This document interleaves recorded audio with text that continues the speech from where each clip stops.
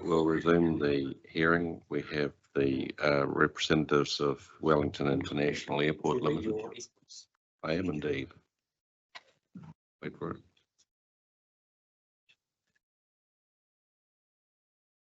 So this is a test. We're echoing. We're echoing. Is it coming out? Yeah. Try that. Yep. All good. Ms. Dewar, you have the floor. We have summaries. I've read your basically summary of your legal submissions, which are really an introduction. I haven't read the other two introductions you've provided, the other two summaries you've provided. And so over to you. Thank you very much. Our last hearing for all of us, which is pretty exciting. There are other words for it. Yeah, I can probably think of a few as well. Anyway, it's all very good that we are nearing the end. So I have provided some very brief notes for you, and they're less than 3 pages, so able to be filed in the way that I have. I have made a mistake in paragraph 3. I've said that Joe Lester is giving evidence when that is a lie. It's actually Jack Howarth, who's the wildlife officer. It's his first time at a district plan hearing, so please be gentle with him. We always. And Jo is obviously here if you've got any questions for her that relate to wider airport matters. I've said at paragraph 4 that Dr. Anderson and Ms. O'Sullivan will provide summaries of their evidence to respond to the 42A report. I gather from the discussion yesterday that the chairman looked at and realised the issue of scope in terms of the suggested amendments by the council. I agree with that in terms of how the WILE submission was drafted. So 13 Ks is pretty much, that's the end of it. And the airport is content with that, and that will be apparent from the evidence. And Ms. O'Sullivan will also provide an updated rule. It'll be apparent that the airport still has a preference for the 8K radii, and Mr. Anderson's evidence will talk about that. I do note that Ms. McClellan didn't provide any primary evidence, and so then provided a so-called rebuttal brief. This has meant it's been very little time for WILE to respond to that primary evidence, and there might be a necessity to provide additional evidence beyond this hearing time, depending on how the hearing goes and what answers you as a panel consider as necessary, but it has been extremely tight. So you'll know that there are really only 2 provisions that remain in terms of any difference of opinion between WILE and the reporting officers. The first relates to the seawall provisions, and that's where I start at paragraph 9. And I've said there that it appears that Mr. Sewell seems to be a wee bit agnostic about adding or including a policy in the natural open space zone provisions. And I suppose we're not quite so agnostic about it. And I have simply want to remind you about the East-West Link decision. And I think that when you read that decision, it clearly demonstrates the absolute forensic analysis undertaken by the Supreme Court there of every plan provision that could possibly be relevant was examined. So unless this district plan states that the natural open space zone policy provisions do not in fact apply to infrastructure, then at the very least, in the context of the Seawall Renewal Project, which we've given to you as obviously a real live example of what is likely to happen in the very near future, they will be relevant to the statutory assessment required to be undertaken. And Ms O'Sullivan will talk in her summary a bit more about how they are directive in the language used. It's also abundantly clear, there's a bit of a crackle going on here, isn't there? If you want to do something, set that crackling.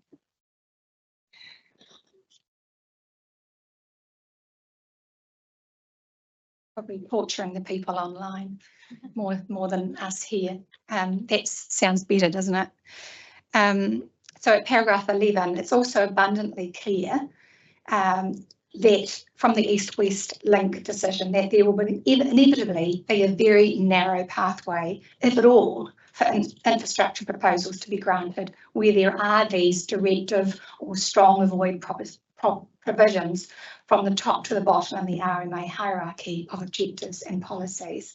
And this being the case, it is important not to inadvertently narrow the eye of that needle. Can I stop you there, Ms. Stewart? Like, I'm not sure the extent to which you listened to yesterday's discussion, but it seemed to me that Mr. Searle was pretty clear that the intention is that the objectives and policies of zone provisions do not apply to infrastructure. How the plan works already says that, and we discussed with him the desirability of enlarging the language at the start of the infrastructure chapter to repeat that the only qualification is that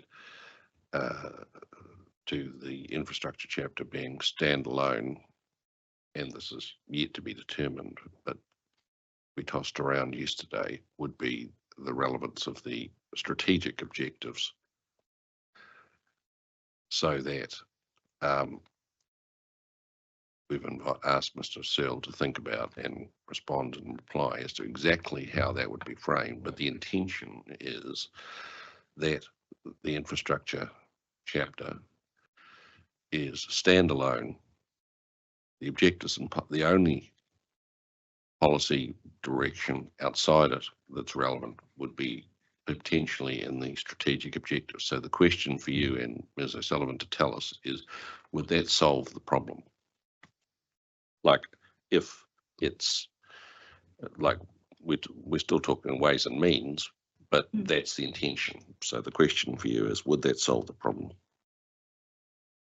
I think it will, and so one of my suggestions would be to, again, either have a note or making it abundantly clear in either zone, either the infrastructure zone, or in this case, the natural open space zone, to say that infrastructure isn't captured by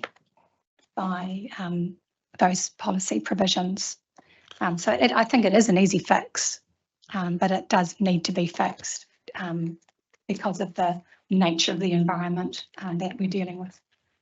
I think problem with putting it in the natural open space zone is that you would then have to put it in the introduction of every zone, because while this is the interface that concerns the airport, as soon as we put it in one zone, the absence in other zones would allow the inference that it wasn't intended to apply to those other zones. So what we discussed with Mr. Searle is that currently the introduction in the infrastructure chapter says none of the rules in other chapters apply, and it's extending that to broaden that to none of the provisions, and as I say, except potentially for the strategic objectives. I think that the intention is the strategic objectives will remain relevant. That's certainly what we discussed in stream one. But nothing else would be, That makes, unless it's imported by the infrastructure chapter. yeah, that certainly makes sense to me, and it's a tidy way of dealing with the issue. And if that's not the case, we will get back to you. And the only question mark in my head is the policies in the airport zone. But I'll talk to Ms O'Sullivan about those. That and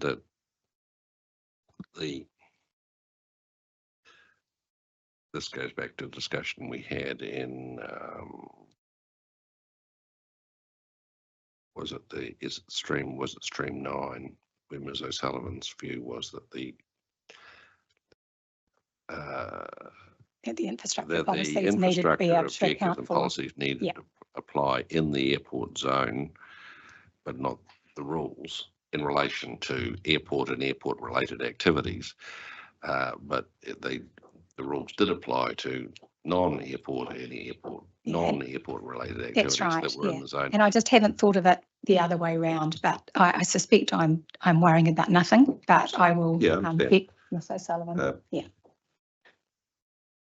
So moving to bird strike provisions, the panel will understand from the evidence that WILE has a statutory responsibility to provide for the safe operating airport environment, and this includes having a program to minimise or eliminate any wildlife that presents a hazard to aircraft operations at the airport. This necessarily extends beyond the airport itself, as it is also clear from the evidence that off-airport activities, including those beyond 3 kilometres, can increase bird strike risk if not appropriately managed. In this regard, the CAA guidance provided to airport operators in order to meet their statutory obligations urges operators to make submissions on district plans to manage this risk. And as an aside, obviously the radii that the airport have picked haven't been plucked out of the sky, to excuse the bad analogy given our the topics, but it is based on international guidance. And I note that the council's ecologist has queried the use of other jurisdictions' guidelines. Aviation is an area where there is quite a lot of consistency between guidelines for a very good reason, so that they can be backed by science and data. And when you look at the different examples that the council's ecologist uses, there is a real consistency between 13, 8, and 3 across all of those jurisdictions. I don't see how New Zealand could be any different or needs to be any different. So I'd like to emphasise that the 8 kilometres that the airport has picked is for a good reason. There is a background and guidance behind it. It's not for us to really question that because we don't have the expertise. I certainly don't. And it's been prepared through government agencies. And there is evidence in front of you that shows that there is a risk beyond 3 kilometres. So it is important to consider that. In my submission, there is sufficient evidence for the panel to support the relief sought by the airport, regardless of whether the risk of bird strike is high or low. At the airport, there is no doubt that the risk exists. And in fact, it does happen every year. It's not unknown, doesn't happen, but it's the consequences, the potential consequences that have varied. And so I suppose it's important to understand that it's apparent that the consequences of bird strike are on a continuum. From inconvenience and cost, those smaller incidents, the things that have happened so far, to the extreme where there's a loss of life if a strike leads to the loss of an aircraft and all those on board. And as such, in my submission, the panel should adopt a precautionary approach when considering the potential effects, which include but are not limited to effects of low probability, but which would have a high potential impact. Now, obviously, that is a concept that we're most used to dealing with, for consents. But there is a relevance when you're looking at that kind of effect in the context of plan making.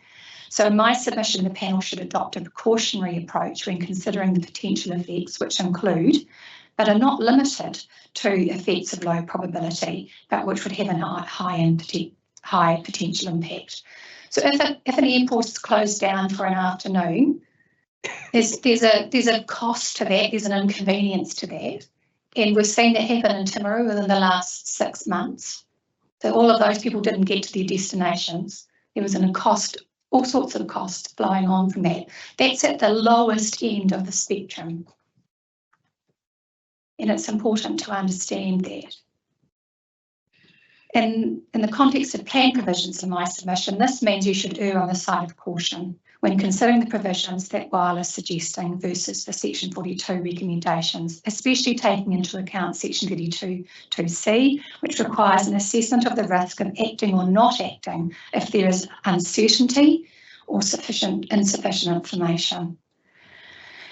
In my submission, there would be no disproportionate burden as a result of the proposed Weil provisions, as the majorities of activities affected by the provisions will already require resource consent, and the list of activities is deliberately focused.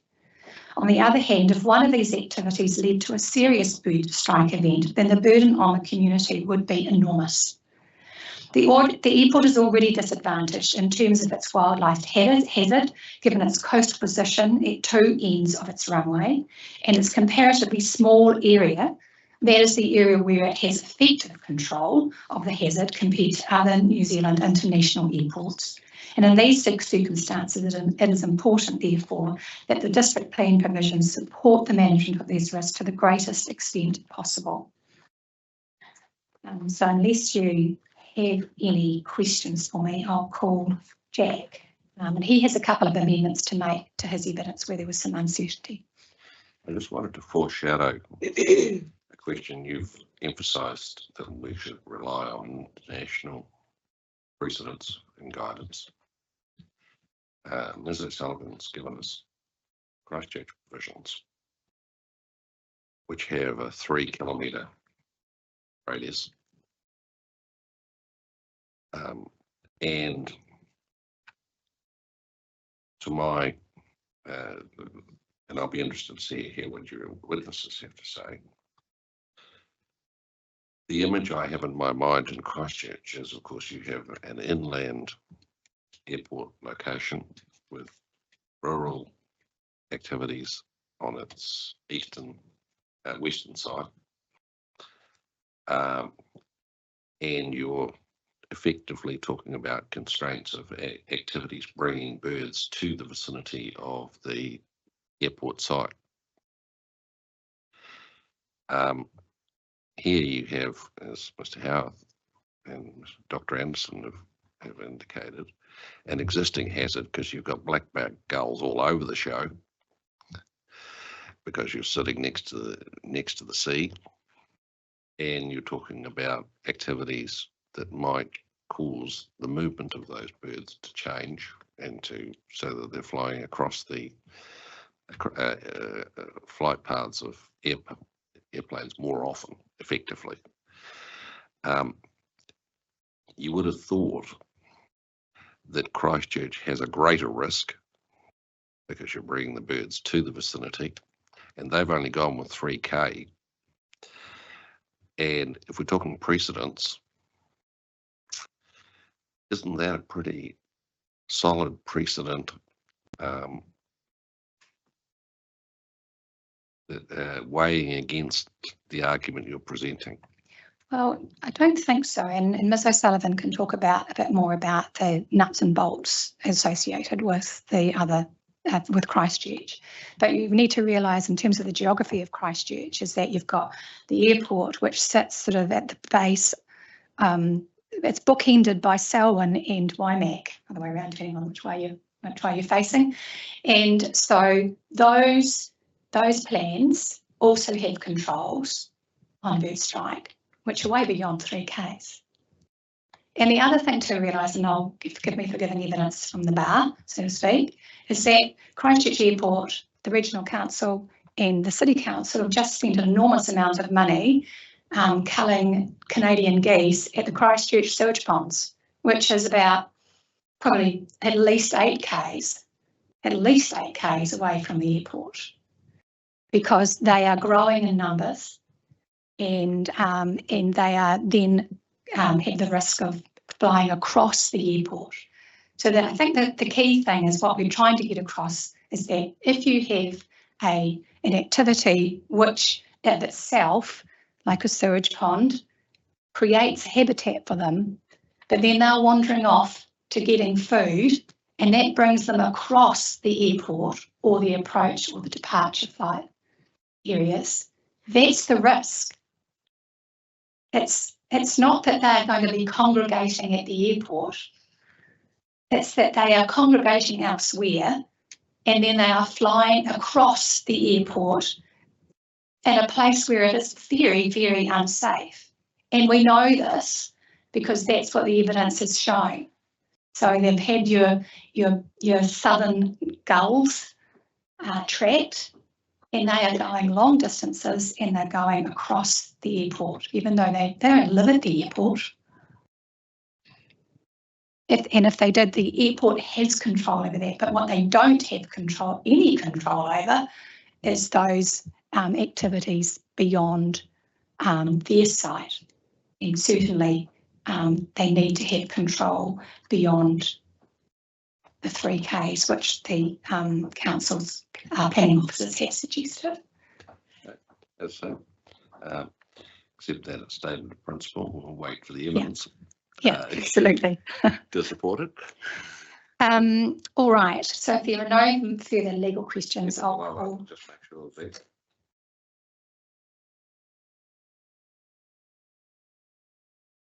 Mr. Howard.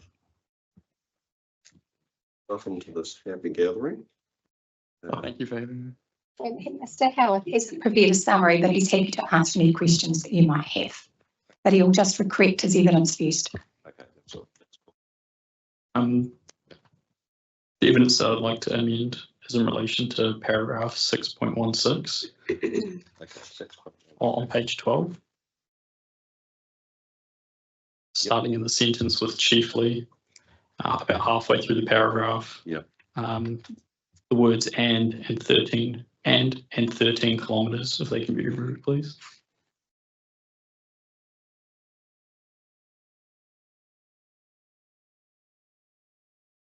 5 lines down. Gotcha. And presumably 3 words back, it should be within and not with. Yes, correct. Thank you. Oh, and sorry, and also on paragraph 6.17, the start of the paragraph on the first line, if the words from at through to 13 kilometres, including the comma, that could be removed, please. So what would the end result be? It should be starting site-specific wildlife management plans. So just delete everything Yeah, yes, please. before then. Correct, thank you. Okay, all good.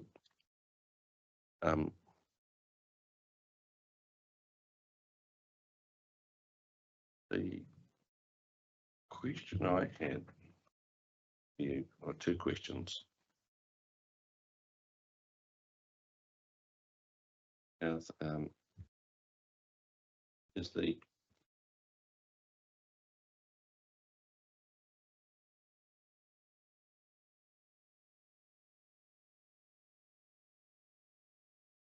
lines of questions at least. The record of bird strike risk. The description is both strikes and near misses, quote, at the airport. How far away spatially have those hits or near misses occurred? There is a definition provided by Civil Aviation Authority through their quarterly. But in terms of the records, as a matter of fact, how close have they been? Okay, I'll let Jack finish that question, but I've just maybe to give some context, like all things aviation, the definition is totally bombarded with lots of provisos and interesting aviation gobbledygook. And so there's no real straight answer to that, but he can give you some generic indication of what is considered on and off. Yeah, but like my point is that you, that Mr. Houth and Dr. Anderson are saying we have this many hits, this many near misses. And so my question is that as a matter of fact, how close or how far away from the airport have those hits and near misses occurred? Like if you don't know, then tell me. That's not a problem. But Well, the reality is that we're looking at, over the space of 10 years, hundreds of incidents. So they could range from directly above the runway to at times, possibly several kilometers out. I wouldn't be able to tell you, a list of the furthest incident, but it really ranges depending on the species, the altitude of the incident, the kind of incident also. Near strikes tend to be involved, I think, from what I've seen for our own data, to be at lower altitudes, so preferably closer. But it's hard to say. I think there's a range of incidents. So within on and off airport, the Civil Aviation Authority defines it as having to meet a range of requirements, with the first being within 5 nautical miles. If it's within 5 nautical miles, then it's considered on airport. But if it's below a certain altitude on approach, then it's considered on airport, and then if it's above a certain altitude, then it's considered off airport. So I can provide that to you after the fact, which has a list of about 10 requirements to find out whether an incident is determined to be on or off airport. I suppose the question is, when you record these hits or near misses, does the database record the distance and height, or the location? And not typically the location, it's more altitude based, I believe. So on airport and off airport in an aviation sense doesn't correlate to on the airport site and beyond the airport site. So the on airport goes beyond the airport's boundaries. And then depending on how the data set is produced and who's produced it, because it's not while producing this data, it's a pilot, and how they record it. And so sometimes it gets shoved into a bucket because they haven't put the proper data in, so it becomes undefined, so you actually don't know where exactly it was. But yeah, so just don't get mixed up in the on and off. That's a technical term. And it's not not as what an RM practitioner would assume. See this question, Mr. Houth, the answer again, just tell me. You've referred to Miramar Golf Course as a risk centre from your perspective. And I know, having played golf there before, there's a big pond at the southern end, which I imagine is part of the area that the airport is expanding into. Do you know if the golf course has plans to put a new pond in the half it's retaining? I believe there's a pond, and I think they have plans to add quite a bit smaller water retention pond. I believe I had a meeting with them a couple of weeks ago, and we actually discussed how they're going to be implementing wildlife attraction management plans through having their own wildlife hazard management, or not in the same sense that we have, but a plan to control wildlife through the introduction of deterrents, whether it's lasers or wires and that sort of thing over their water bodies currently on, and any newly added, I would think. But so they do have plans to put a new pond in the 9-hole course they will retain. I believe it was potentially a small, but this is from a conversation that I had with the planner a while ago, so I'm not 100% certain, but I believe that it was mentioned there might be a small new pond, but a lot smaller than the current water retention pond at the southern end. It's a stretch. It's a while since I looked at it, but is the existing one 1,000 square meters? I'm not sure. Yeah, neither am I. Just remember hitting golf balls into it.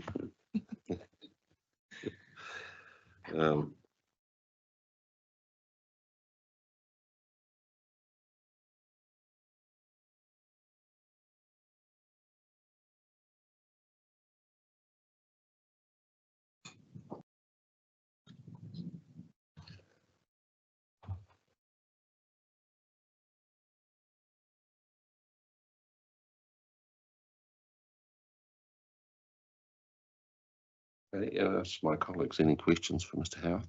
Starting at Jane at the left end. Okay, go. Hello, Mr. Hart. Thanks very much for your evidence. Just a couple of follow-up questions from the chair, if you wouldn't mind obliging me. I'm just wondering, I know it's difficult to pinpoint exactly where and how, I guess, these incidents of bird strike have occurred. But are you able to, in terms of being on site and off site, but are you able to determine whether, or do you know, whether any of those bird strike incidents occurred on the runway or at least coming in to land or takeoff and landing? Oh, yes, I mean, without a doubt, there would be instances of both strikes and air strikes during landing, takeoff, all phases of flight where the aircraft is moving at significant speed. It's possible. But bearing in mind also following any strike incident, I carry out an investigation of the incident to try and find out what was some of the contributing factors. And anecdotally, I mean, we have cameras across the runway, including thermal imaging, which allows us to see incidents occurring at night. And quite frequently, particularly with black-backed gulls, other species not so much, but black-backed gulls in particular, it's very frequent that the strike will involve a bird that was not on airport grounds beforehand. You can see it either flying directly across the runway and also talking to our airside teams in the morning. The pattern of movement that we're talking about here between the wildlife attractant sites and their roosting areas is really apparent, particularly at dawn and dusk. Being a diurnal species, they wake up when we do and they fly right across the runway, which happens to just unfortunately coincide with our peak traffic hours for aircraft movement. So yeah, I mean, they do happen on the runway, so to speak, like while the aircraft is flying over the top, whether it's during rotate, just during takeoff or before touchdown. But it's with the birds that they're not sitting on the runway. No. Yeah, not often, no.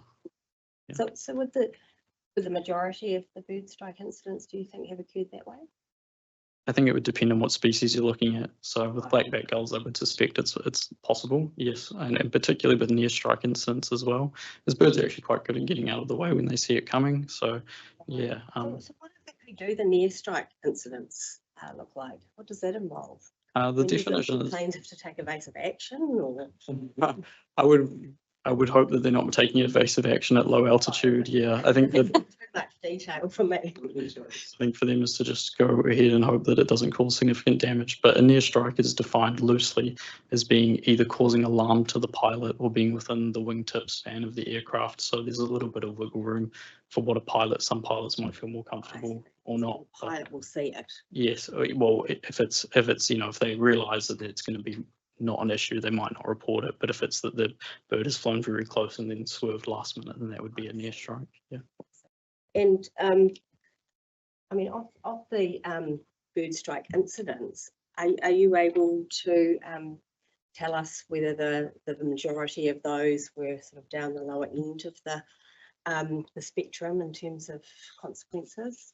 I believe if you bear with me while I find it, but if you have the worst kind of incident that we're looking at realistically are bird strikes involving the engines of the aircraft, obviously. So, and those are referred to as engine ingestions. And I believe I give the figure in paragraph 410 and 411. It outlines that we've had 322 strikes in the last 10 years, so roughly 30 a year. And then of those, 22 have involved engine ingestion. So those are the really high risk incidents. And then there have been some incidents in the last, I think in 2017, we had a Qantas 737 during landing hit about 15 or 16 black-backed gulls, and that's about 16 kgs in mass, and I believe that resulted in like significant downtime for that aircraft. And if that had been on takeoff, the incident might have unfolded differently. So yeah, like the potential, and the thing I want to outline as well is even if we had never had an engine ingestion out of the 322 strikes that we've had, any strike could result in an engine ingestion. There's very little that we can do to influence where on the aircraft the bird ends up hitting. The only thing we can do is reduce the probability that the incident ever happens. So we could have some years no ingestions, and some years we could have several ingestions just by the fate of it. Yeah. It's It's literally the luck of the draw. where the bird turns out, and also obviously if there's more birds involved in the incident, which is also something I want to, when we talk about Wellington Airport being a low risk airport, that does nothing to account for the amount of mass being struck by species, and it does nothing to account for the amount of damage done to the aircraft. And also the CAA, when it comes to being concerned with bird strike levels, is really concerned with changes. So if you're already a low risk airport and you start to get what they track decreasing constant and increasing trends of bird strike. So even if you're a low risk airport, if you've got an upward trend of bird strike over several quarters, that's going to catch your attention from a regulatory perspective, as opposed to what's consistently been a medium risk airport that's been constant for as long as the records show. I just want to outline that. Yeah. So the situation here, I take it, is that it's reasonably stable, is it, in terms of bird strike? You haven't seen an alarming upward trend? Or We've been sitting in the low risk category. I think the only time was one quarter in 2015 in the recent history that we were considered medium risk, and we typically fluctuate between about 2.5 to around 3.5 or 4 strikes per 10,000 movements. So typically about 2 or 3 strikes per month, but it changes seasonally as well. Okay, no good questions. Thank you. Any questions to my right? Just one, and I think you've just partially answered it just before. How are near misses recorded, and sort of how far does it go? And does it pick up all near misses, or is there an element of sort of under recording that might be occurring? We've seen over the last, I think, like 5 years, a massive increase in near strikes, but I suspect that's not because there's an actual realised increase of near strike incidents. I think because, as it was pointed out previously, we're entirely reliant, unless somebody happens to be standing out there and watches a bird fly extremely close to an aircraft. From a reporting perspective, we're entirely reliant on pilots. And so if the pilots feel that they didn't need to report it, then there's a good chance that we might not have witnessed it, just because it is a large plot of land to have, eyes all over the place. So yes, it's possible that there's underreporting, definitely, but I think we capture quite a lot. I think particularly at Wellington Airport, we capture a strong amount by and part because we have a smaller land area and we do have access to cameras for the most part covering our entire runway. And I think we capture a decent amount, but it's hard to say what we don't know since it comes from an outside source. Thank you.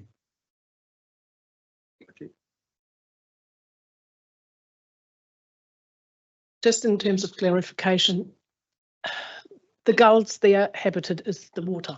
Now, unfortunately, Auckland Airport is surrounded by water. Would you say if you would actually take all food sources out, that could be around 13 kilometres or even further, that the gulls would not have their habitat there? Because I'm wondering if all food sources are gone, the habitat of the birds are still there, so they still need to cross to find some food. So, I think the number of black-backed gulls in New Zealand has really skyrocketed as anthropogenic food waste, particularly disposal methods have facilitated their ability to sort of benefit from our waste management practices. And so I think their numbers are by and large a lot higher than they would be in a more, if we would consider the food sources, we're talking about an unnatural food source, right?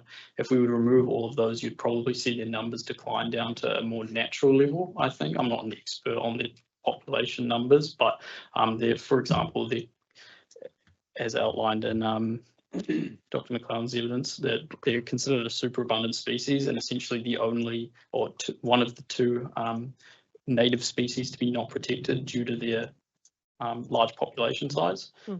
So, and the only other species being spurwing plovers, which self-introduced in the early 20th century. So, yeah, for a native species to be considered unprotected in New Zealand, it's by and part due to their large population size and the population boom that we've essentially created by providing them. Yeah, but in terms of effect for the airport, so what I hear you saying is that if there is less of them around, there is less risk, but there will still be a risk. There will always be a risk. No airport in the world has no bird strike risk. Every single airport does, but if we can reduce the population or improve our waste management practices or anthropogenic food sources to reduce their population, then we'd likely see some decrease as well. So it's about mitigating the risk where by all means practical. Yeah, Thanks for that. thank you. This, I just was interested in what sort of management techniques the airport uses. In Yes. terms of, you know, should we say controlling the bird population? Well, we typically opt towards non-lethal management practices wherever possible, primarily for the welfare of the animals, but also for our neighbours as well. Those methods can obviously be unsightly allowed. So we typically lean towards what are called active management. There's two parts, right? There's passive and there's active management. So active management is scaring away the birds that are already present or near the airport. So that sort of thing can look like, from a non-lethal perspective, things called pyrotechnics, which is kind of like a little firework that produces a range of different sounds that they'll find unpleasant and fly away. We also have recently acquired a laser for use, which birds, much unlike cats, really dislike, and so you can disperse them from a long distance silently. Sirens on the vehicles, and then obviously we have our live fire, like firearms use. And then in terms of preventing them roosting on roofs and that sort of thing, we use bird wires, a chemical repellent, methylantranolate, which smells poorly in theory to certain bird species, so they fly away. And then also distress sirens on and inside large flat areas like roofs.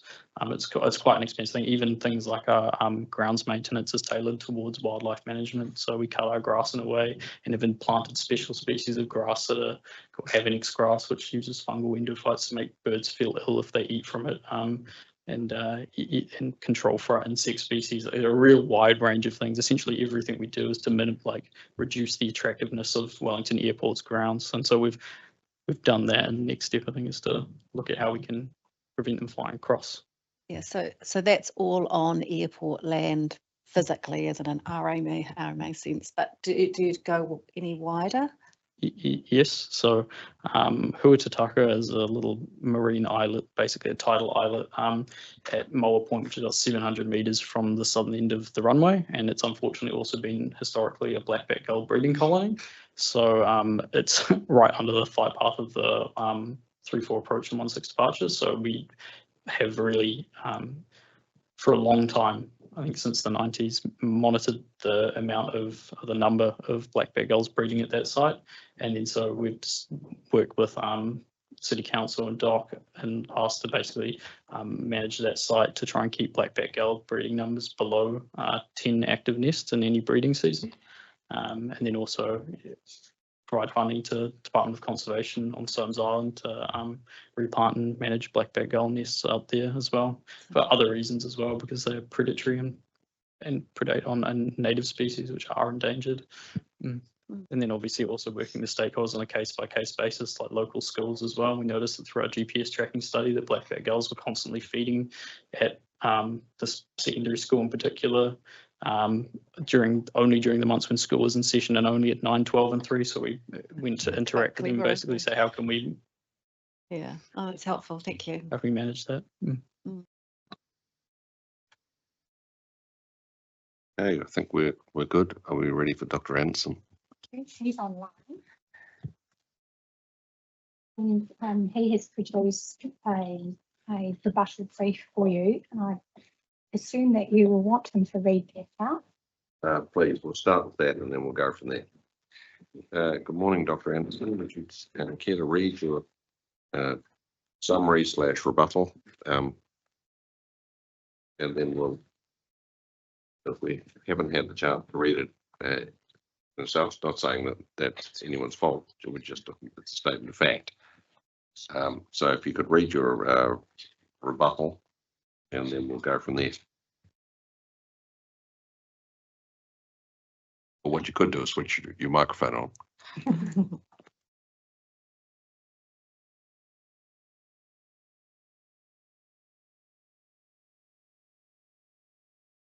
Apologies. Morning, everyone. So yeah, I've just prepared a brief response to some of the issues raised by Dr. McClellan.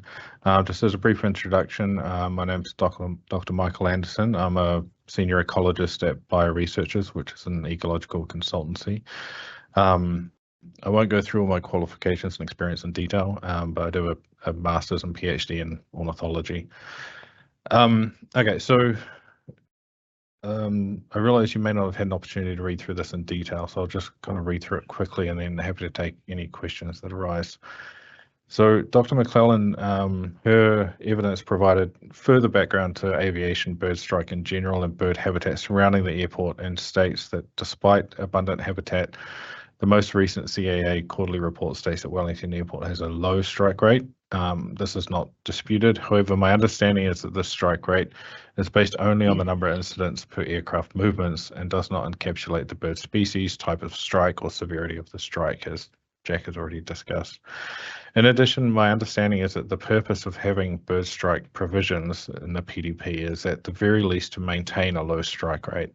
These provisions seek to proactively manage land use changes in the surrounding area, which could create new habitats, increase hazardous species populations, and new patterns of bird movement, and thereby increasing strike rates. Dr. McClellan also points out that the risk matrix provided differs from the Allen risk matrix. My evidence may have been slightly unclear on this matter. The Allen risk matrix method was the model, i.e. scoring strike probability versus severity of outcome for Wellington Airport's wildlife risk matrix. This version differs slightly in that it uses 6 categories of severity, and this has been adopted by Wellington Airport for use in their wildlife hazard management plan, which was reviewed by Wildlife Management International Limited. So this is the matrix and risk categories that was used in my evidence. In regards to Wellington Airport's submission, Dr. McClellan also queried the radii adopted by WILE and whether it is appropriate to base these on overseas guidelines, stating that they are not relevant for New Zealand or Wellington. However, many of the key issues of interest for bird habitats identified within Wellington Airport's wildlife hazard management plan, as detailed in my evidence, fall beyond the 3-kilometre radius, which Dr. McClellan considers is able to be supported. Just as a side note relating to that, I've just been thinking this morning while we've been discussing this, that the species we're talking about, none of them are endemic to New Zealand. Most of them are introduced, and the black-backed gull is one of 5 subspecies found throughout the southern hemisphere. Overseas, it's known as the kelp gull. So these guidelines from overseas may be just as suitable because they're based on species that are found in those locations as well. All right, so although most bird strikes likely occur within 3 kilometres of the airport, this is only reflective of the altitude that the birds are flying within Wellington. Movements of birds to and from key habitats across the Wellington district and beyond create bird strike events within that 3 kilometres. This is evident with the example of the southern black-backed gull, which regularly move to and from the southern landfill, which is close to 5 kilometres from the airport, and various other roosting sites, with the patterns of movements that this creates, often resulting in bird movements that intersect the flight path of aircraft. A rule based on an 8-kilometre radius would help to properly consider and manage any bird strike risk activity that would create new bird habitats and therefore new movements of birds across the plane flight paths in closer proximity to the airport. In relation to the black-backed gull, Dr. McClellan recommends that the regulations of landfills should cover everywhere in the districts, not just out to 13 kilometres. From an ecological perspective, I agree with this recommendation, although I note that there's been discussion about this morning, and we're sticking to the 13-kilometre radius.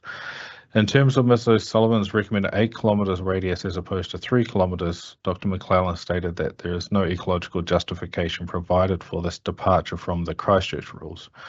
This seems at odds with her previous paragraphs discussing the large-scale movements of satellite-tracked southern black-backed gulls.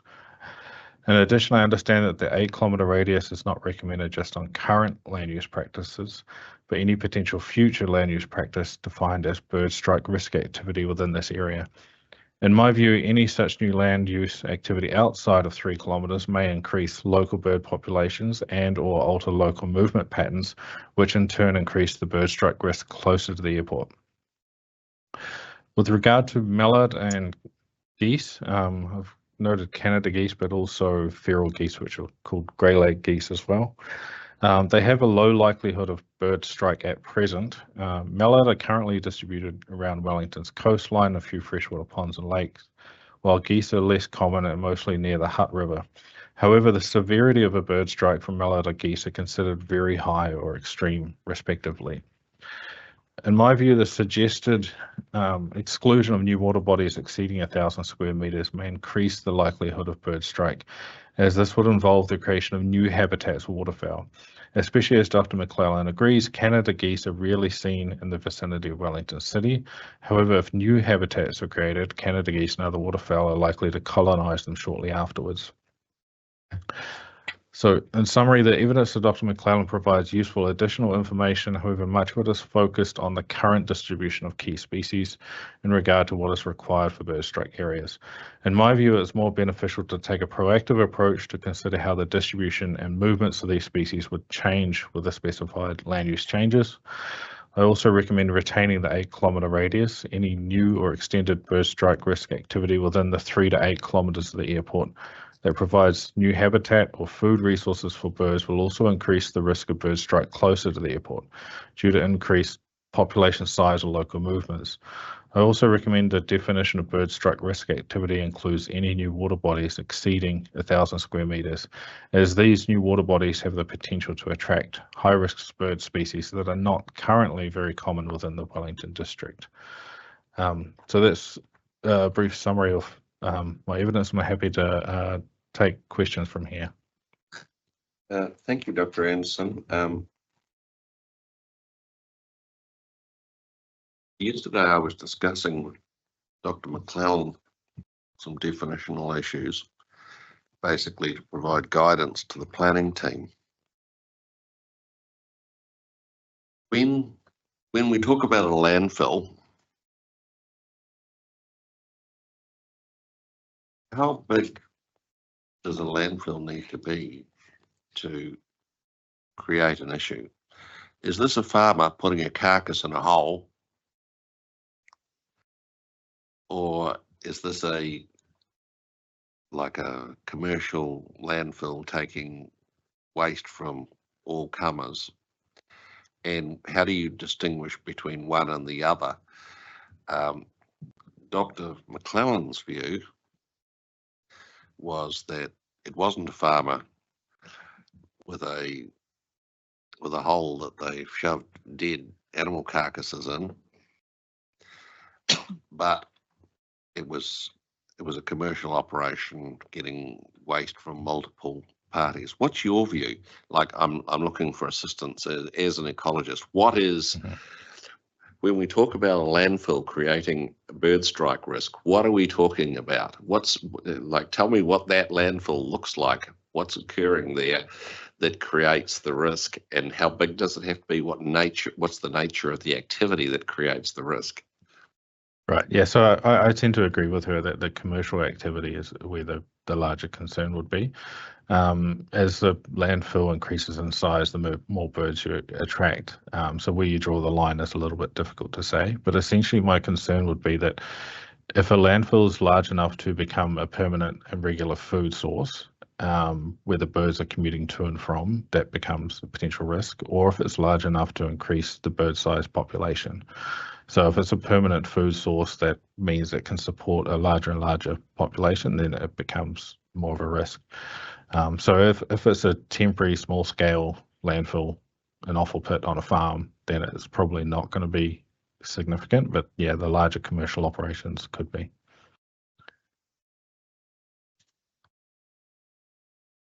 Same concept, marine processing facilities. Is this the neighbourhood fish and chip shop? And how do you distinguish from that to a large scale, surimi factory, for instance? Sort of, what are we looking for here? Yeah, so it's similar concept again. So fish and chip shop, probably not. Larger scale operation, it comes down to if it has the potential to attract a large number of birds and become a regular food source. So yeah, any food supply shop will become, or has the potential to become a food source for gulls if people leave waste around. But yeah, it's whether or not it's a large enough scale to become a permanent food source.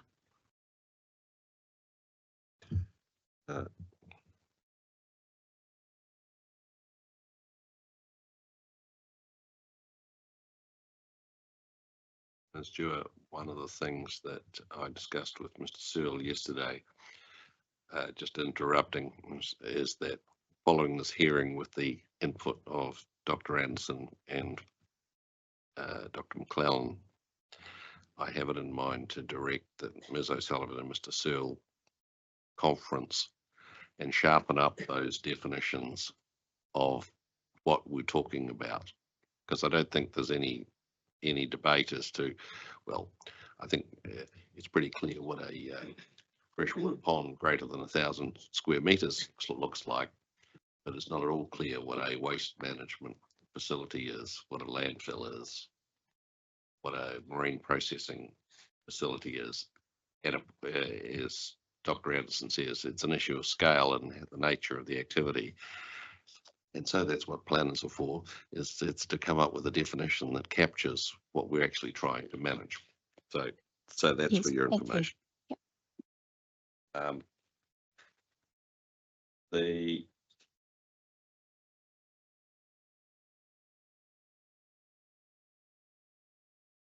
going to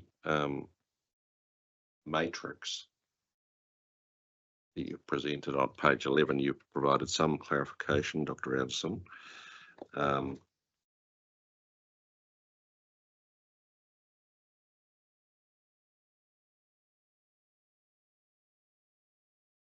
The categorization, almost certain, likely, possible, unlikely, very unlikely. What probabilities correspond to those qualitative descriptions? That might be more of a question for Jack. So that matrix was taken from the Wildlife Hazard Management Plan, and I can't recall off the top of my head what those probabilities associate with. Well, while we're hot to trot, Mr. Houth, can you assist?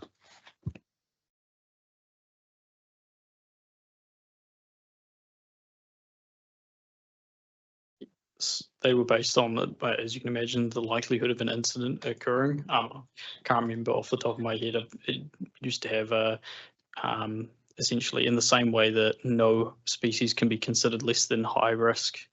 If there's been 4 incidents in the last year, there's a similar background to the almost certain likely. It was basically, have there been X amount of incidents over 12 months, I believe the period of time was. I don't have it off the top of my head, but I'm sure I can provide that to you. Well, can I ask you to do that? Because, like, I suppose what triggered the inquiry, apart from general curiosity, is I think that we've had one goose near miss in 11 years, but it's quite, that is categorized as unlikely rather than very unlikely, which made me wonder, what is the probability between, at what point does it move from very unlikely to unlikely? So can I ask, that's the obvious question, is when can you provide that by? Is it a matter of going and reading a report, or is it a more detailed research? It would probably be the end of next week you provide it to you, Mark. End of next week? Yeah, and I think that also looking at these, each species was also looked at a case-by-case basis as well. So certain species, even if they had a near strike, it was also, though I went back when creating this and looked at the incident surrounding, like the specific details of the incident, and also looked at how frequently those species are spotted during our wildlife inspections also. So even if a species has occurred in, say, 1 near strike and another species has been involved in 2 near strikes, it's possible that the species involved in 2 near strikes may actually be less likely because it's seen less frequently, if that makes sense. So there was a little bit of personalization to each one based on the number of sightings as well. Okay. Sightings as opposed to recorded near misses. Yeah, exactly. So as I say, if you could provide that by the end of next week, that would be good.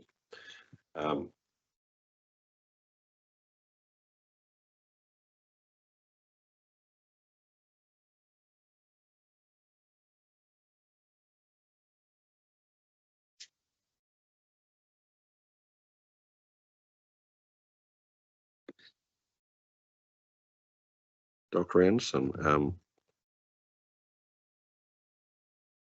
Dr. McClellan made the point that the records that you provided, the analysis that you provided, the data you provided doesn't seem to identify the existing abattoir in Naronga Gorge as a vector attracting birds, which I suppose might be down to the fact they manage that site very well. The inference she was inviting us to draw was that it's not really a problem if it's out that far. But what's your comment? Yeah, so the list of locations provided of concern have been previously identified by the airport. With regards to that specific abattoir, I guess it would depend on how things are managed and if there is waste available for birds to feed on. So if it's not available, then there wouldn't be any birds located around the area. So it just depends, I guess, how things are managed.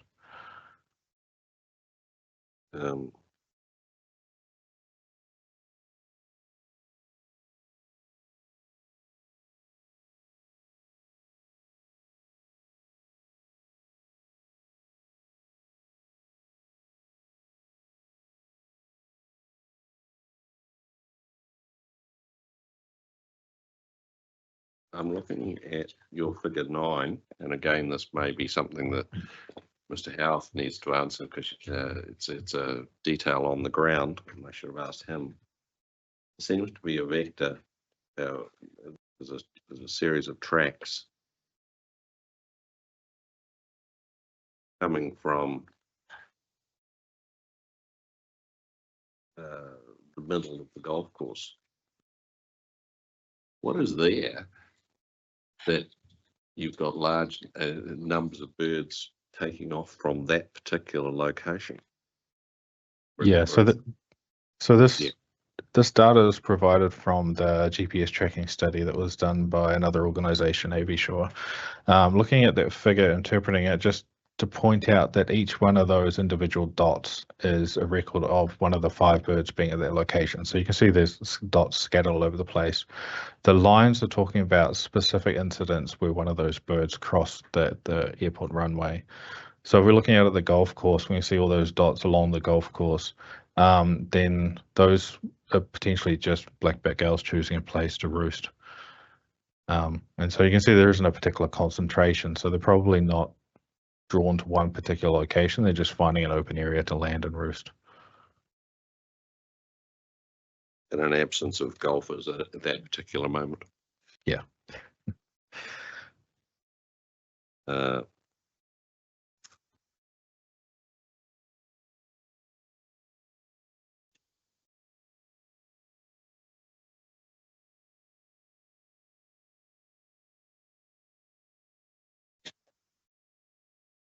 And at the end of paragraph 61, you're talking about increased new daily movements by birds that could intercept main flight paths. This is the intersection between ecology and aviation. But how high do the bird species of interest in this area fly? And at what point are the planes at that height? Yeah, that's, I don't think we have that information clearly within some of this data, but there are a few incidents where altitude has been recorded. For most of these birds, we don't have clear scientific research showing exactly how high they would be flying. There was an incident of one of the black-backed gulls being struck at, I think, off the top of my head, I think it was 2,000 feet. Most of the incidents would be much lower, so I'd say probably within 100 meters or so of the ground. So they're not flying at huge altitudes. They're not undertaking long migrations, which is when most birds fly up really high. They're taking short migrations, so they're staying relatively close to the ground. So for things like geese, we know they can fly up to like 3,000 meters when they're migrating. But if they're undertaking short movements, they're probably not going to be flying that high.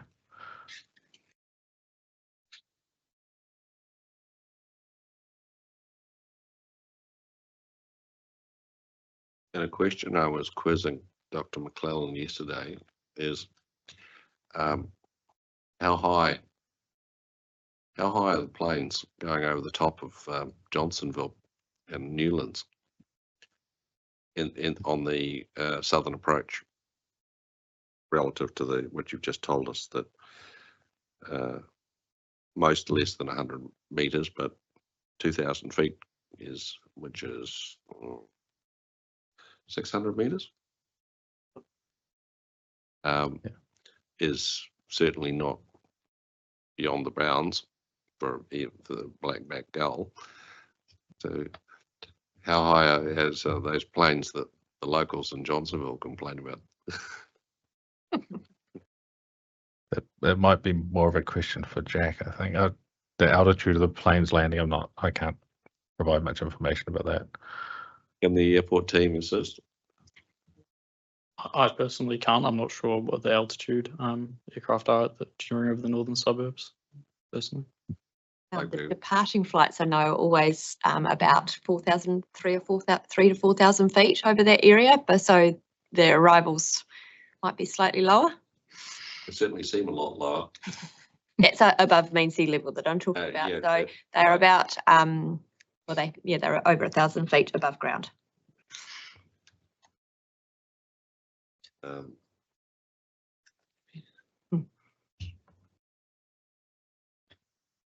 certainly when you think about that instance, the 13-kilometre radii, to the extent that covers that, probably a proportion of the area you're talking about, would be covered by the rule. In terms of landfalls, which of course I think all the experts agree is the one that has the most risk associated with it. So it would be covered in those instances. Yeah, that's all I had. Again, we'll start at the left end. Jane? Lindsay?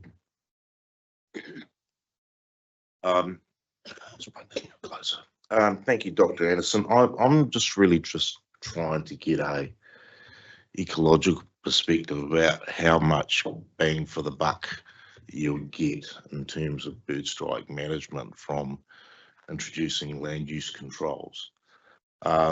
We've heard that the airport already have a number of things that they do to actually reduce the risk of bird strike. In terms of other jurisdictions or other airports that you've looked at, how much net benefit do you get from having another series of controls within a district plan compared to what you would get from doing business as usual activities, like presumably going and talking to Rongotai College, which is where a whole lot of the dots on your figure 9 are, to talk about their waste management practices. I'm just really trying to get some idea of relativity. How much additional benefit do you get out of controlling other land uses? Yeah, I don't know if I can give a clear answer for that. I don't know how many other district plans have been in place with these rules and for whether or not it's been long enough to detect differences. So it'll be difficult to discern whether it was a difference from land use change or from other activities. But I think it's just really about taking an overall approach about trying to integrate all the different types of potential controls which would help to manage these populations and their movements as a whole. So whether or not we can say this is going to have a substantial difference, I don't know, but it was certainly something that hopefully will maintain that low strike rate. I know that's not a very clear answer, but I don't know if I can give anything more specific than that. Thank you. I really wasn't expecting anything more specific. Okay. But thank you. It may be a question more better directed to Ms. O'Sullivan. Yeah, as well, from a- on that, yeah. We will. Was just saving that thought. Kia ora, Dr. Anderson. Just one follow-up question for you in relation to your summary. At paragraph 2, you refer to Dr. McClellan's evidence, where she cites the most recent CAA quarterly report stating that Wellington Airport, of course, is a low strike rate. And you don't dispute that, but you do go on to say that your understanding is that the strike rating is based only on the number of incidents per aircraft movements and does not encapsulate the bird species, type of strike, or severity of strike. And I was just wanting some clarification from you. I mean, you're not suggesting, or are you suggesting from that if these additional factors were taken into account, that the bird strike rating for Wellington would be different, higher, perhaps? No, so my point there was thinking about that strike rate is the number of incidents per flight. So it could be a sparrow or it could be a goose, and it's just recorded as single value within there. So it only requires one strike by a goose flying past, which causes a significant incident, and it'll still be recorded as a low strike rate. So it's about managing both the populations and the movements of those key species in particular. So it's a little bit more nuanced than just the number of strikes per airport, per plane movements, if that makes sense. Yeah, no, I understand that. Thank you. But I mean, in terms of the overall strike rating Yeah. of the Wellington Airport, you're comfortable with where it's at a low level? Yeah, so I'm comfortable with it where it is at a low level. So my concern would be if there are land use changes which create these new risks. So I'm thinking in particular about things like geese. So they're largely absent from Wellington City, but if you start to create new habitats closer, there are populations near the Hutt River and down near Pencarrow, and they're sticking to the eastern side. If they start to fly back and forth to the west, then we're creating new significant strike risk. I understand. Thank you. No further questions. David? Thank you.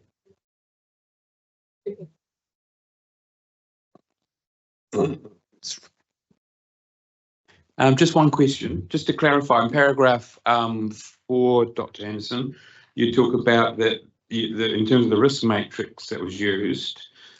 Just to clarify from my head, I might not have had enough coffee today. So just to clarify, you have used an adapted version of the Allen risk matrix for your assessment in terms of the wildlife hazard aspects? Yeah, so the Allen risk matrix was essentially this system that was come up with initially, which scored these two variables. So the severity of strike and likelihood of strike. So the one that has been used within the Wildlife Hazard Management Plan has just created additional categories within there. And so that's reflecting the different size categories of the different types of birds. So it's essentially using the same concept, the same matrix, just with more subcategories. So it makes it a little bit more suited for the local environment within Wellington.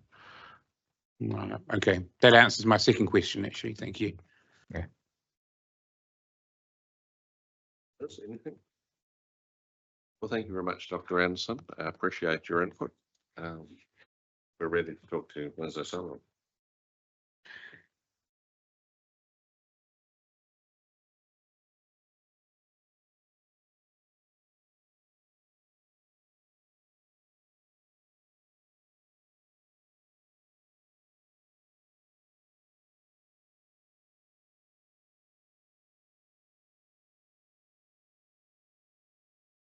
Thank you for giving me the honour of being the last planning witness to speak after this very long, multi-year process. Okay, so I will run through my summary statement.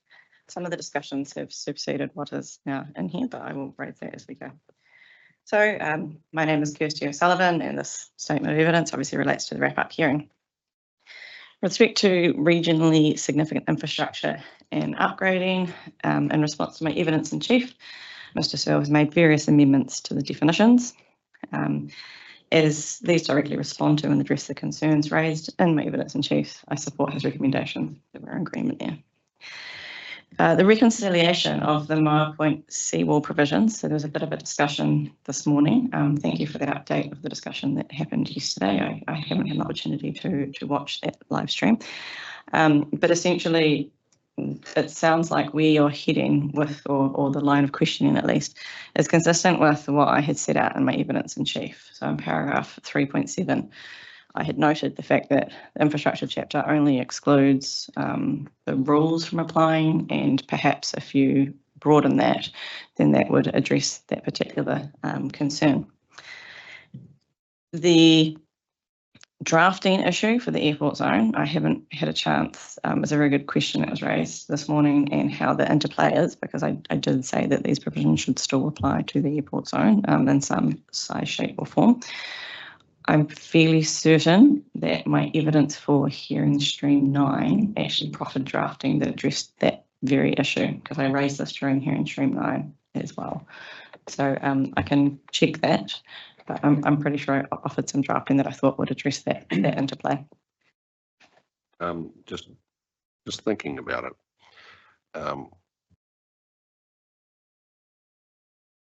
The content of the natural open space zone can't affect the operation of the airport zone, because they're separate spatial zones.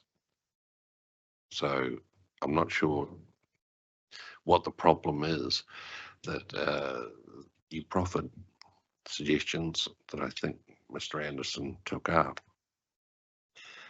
Yes.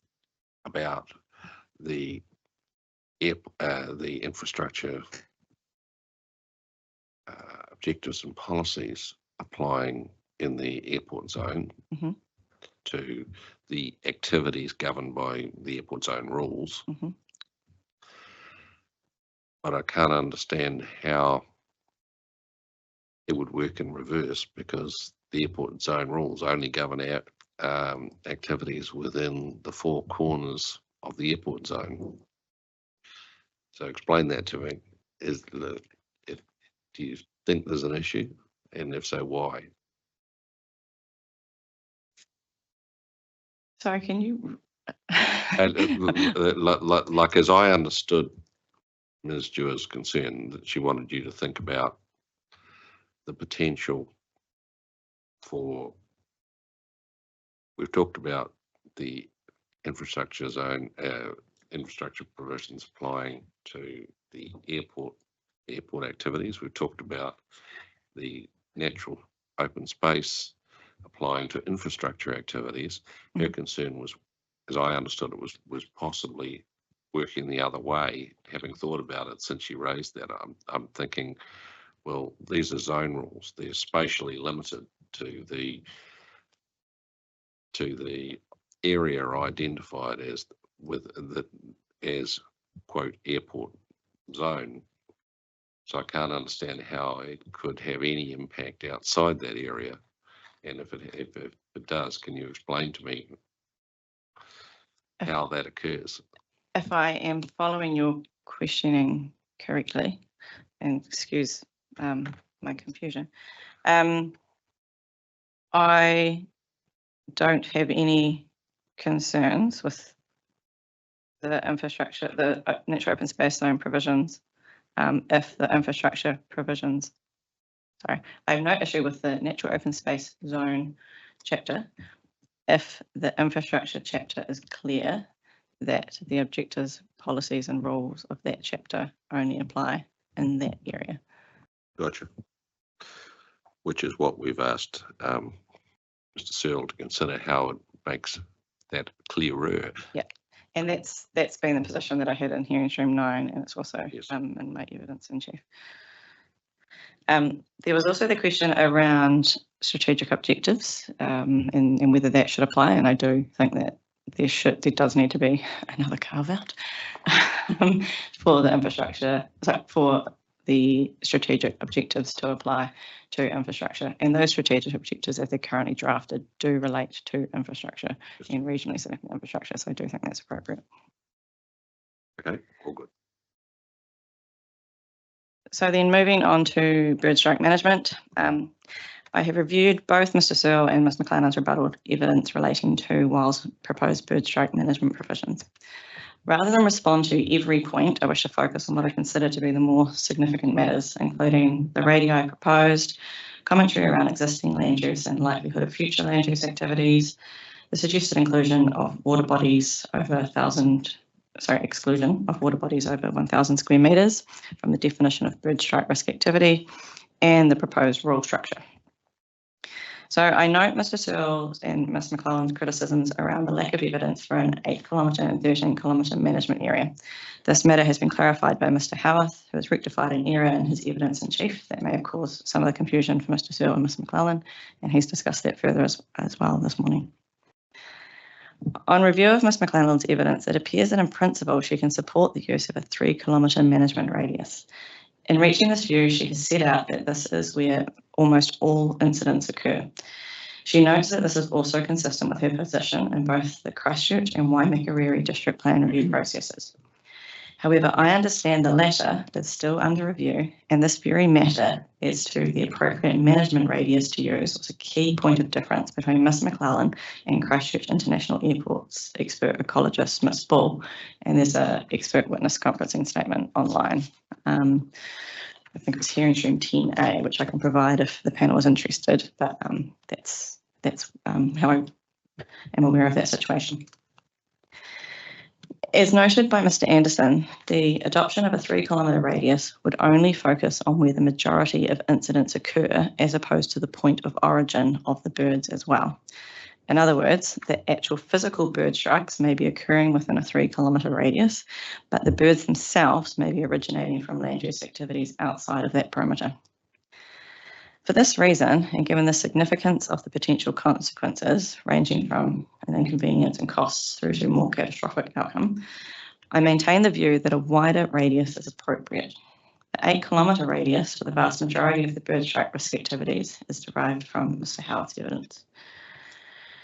Mr. McClellan and Mr. Searle have also both expressed some views around the land use activities around Wellington being reasonably stable, and thus there may not be a need to regulate some activities. There is also discussion around the low likelihood of bird strike risk activities establishing within the 3-kilometre and 8-kilometre radius. Oh, not sure what's going on here.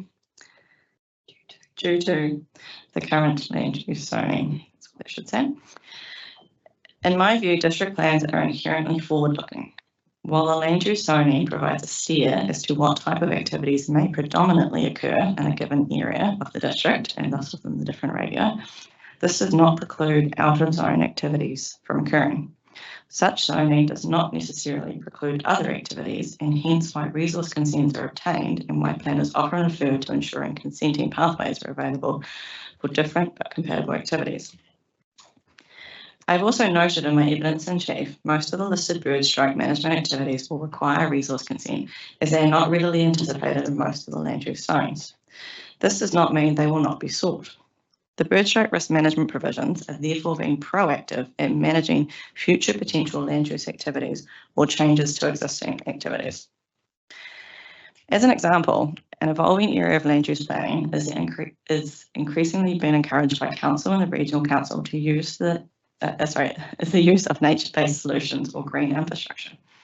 Such concepts are embedded within the proposed plan and directly referred to in Plan Change 1 to the Greater Wellington Natural Resources Plan. It is therefore feasible that there could be an uptake in such activities with new water bodies created for stormwater management purposes, for example. As discussed by Mr. Anderson, water bodies could create habitat for waterfowl, potentially increasing the risk of bird strike. This also demonstrates why it is appropriate to retain the reference to new water bodies over 1,000 square metres within the definition of bird strike risk activity.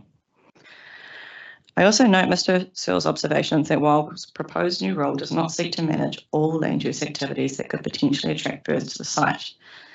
As acknowledged in my evidence in chief, it is not practical for a district plan to manage every potential bird attracting activity. The proposed approach therefore focuses on the key attractants as an efficient and effective way of reducing any potential increase in bird strike risk, while it's also limited by the scope of its submission. That is, even if reserves or skills were to be included, the submission does not provide for this. With respect to the rule structure, Mr. Searle has recommended changes to the rule that would make the following bird strike risk management activities a restricted discretionary activity. So that's marine food processing, abattoirs, freezing works within 3 kilometre radius, landfills, waste management facilities, composting facilities, and sewage treatment and disposal activities. My preference would be for a discretionary activity to apply for landfills, therefore elevating the risk, so to speak, that they present above other forms of bird strike risk activities, particularly given the evidence presented by both ecological experts and Mr. Howarth regarding black-backed gulls. Okay. I accept, however, that if the matters of discretion are appropriately drafted, then a restricted discretionary activity status, as proposed by Mr. Searle, maintains an ability for the effects to be appropriately assessed and managed. I therefore could accept a restricted discretionary activity status for all bird strike risk activities. Now here I have put my recommendation as the rule structure would therefore follow, and I've noted what it is there. I have struck out on everybody's copy. There was an extra limb A. I had a computer crash just before I hit send on this morning, flying out of Auckland. Also, we've had subsequent discussion this morning around that jurisdictional matter for the 13 kilometres, and that hasn't been reflected in these provisions. So I would appreciate the opportunity to be able to provide an updated version of this, if that is okay with the panel. Okay, when?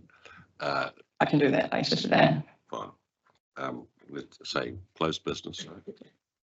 Okay.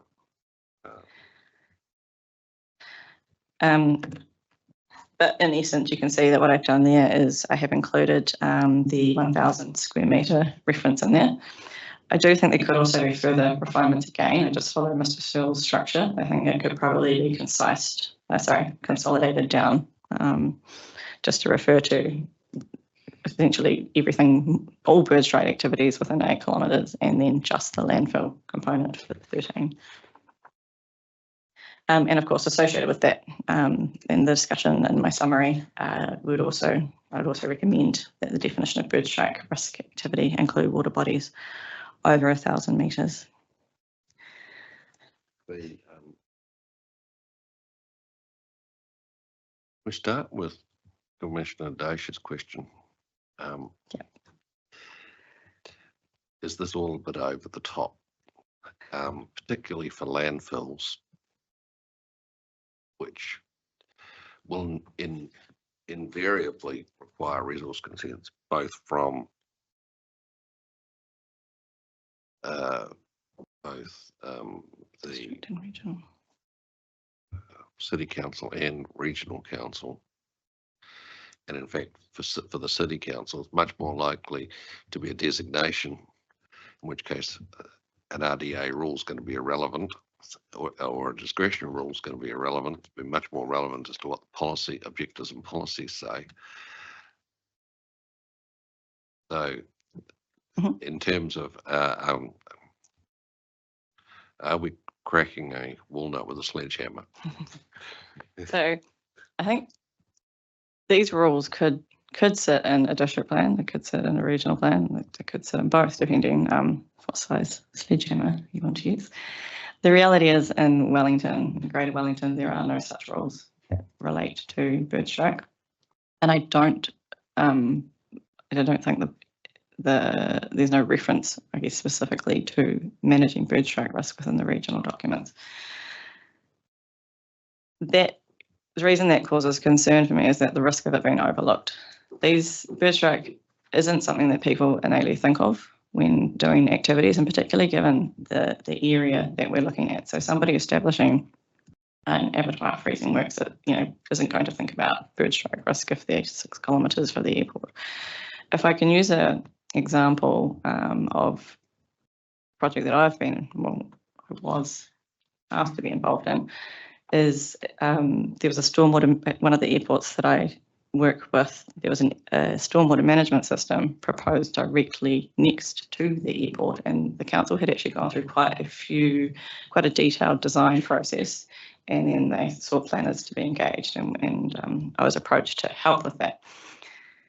This was large stormwater management ponds, and it had not at any stage crossed their mind that stormwater management ponds directly next to the airport, and actually right next to the threshold, may not be a compatible land use activity because the district plan didn't signal that there was anything like that. So I do take your point around designations. So a restricted discretionary activity wouldn't flag it to necessarily requiring authority. However, I think if I was doing due diligence for a notice requirement, I would be looking at the rules as well to see what they say, and it would at least flag that particular issue.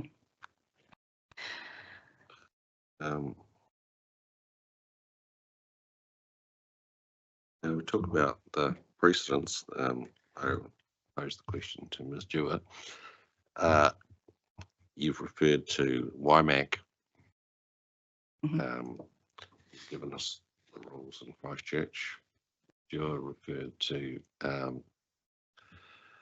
Selwyn. We work through these and say, where has everybody landed? We know that Christchurch has got a 3-kilometre radius. Correct. And I did try to understand how that was landed on through the decisions, but I couldn't find it on the independent hearing panel website. I don't know whether that was through my inability to find it or whether that material has now been removed because that was some time ago now. WIMAC is in the process. There is no decision issued, but as I mentioned, there is disagreement between the. So it's still at council level and a council decision is awaited. Correct. Sorry, just what is the radius there that's disputed? And yeah, what are sorry, the yes. positions? Yeah. Yeah. So in Waimakariri, it is 8 kilometres and 13 kilometres. So Ms McClellan, as you would expect, and I think she said in her evidence potentially, she is maintaining 3 kilometres. So therefore in Waimak, I don't think that would apply because I think Waimak's further from the airport from that. So it would, it wouldn't, and that 3K in effect means no rule in WIMAC. Yeah, but then she does maintain the need for something within for landfills. 3 mils. Yep. Versus 813. Yep. And if it helps, I can provide a copy of the conferencing statement. No, I don't want think to go there. we'll have a surplus of precedents if we start accumulating too many. Yeah. So what about Selwyn? So then Selwyn, that has been through a review process. The decision did not include the bird strike risk provisions. Via appeals and mediation, it has been settled that there will be a 8 kilometre and a 13 kilometre radius. Now, the consent order for that specific matter has not been issued because there are it's a part of a multi-pronged policy. Those other prongs haven't been addressed yet, but that information is available on the Environment Court website for the consent order that relates to noise. We believe you. we're not going to audit what you said, what you tell us. It's more that I don't want you thinking that I'm sharing information from mediation. Yeah, okay. Queenstown, you referred us to the fact that there is a rule. My understanding, having been on the panel that recommended that rule, I'm not sure the radius is for that. I don't know. Is that it relates only to the landing and takeoff fan. Yeah, apologies, I cannot recall what the actual distance is for that rule. So if you wrote the rule, sir, I'm assuming it is the takeoff landing van. Now, as I've said to Ms. Dewar, that we've got a range of potential,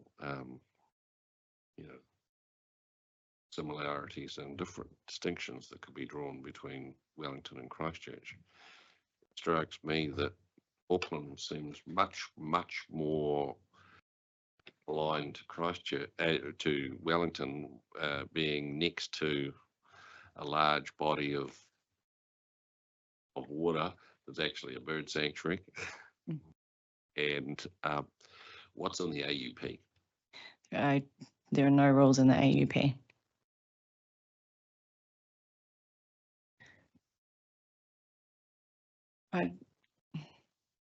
correct me if I'm speaking out of line with Lester, but I believe that one of the key distinguishing factors for Auckland is that they have a really large campus, a really large land holding, so they can control a lot of land use activities within their kind of within close proximity to the airport, which is not a benefit that Wellington Airport has.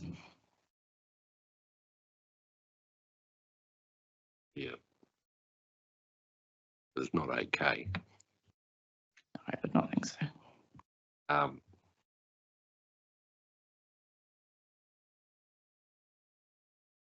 And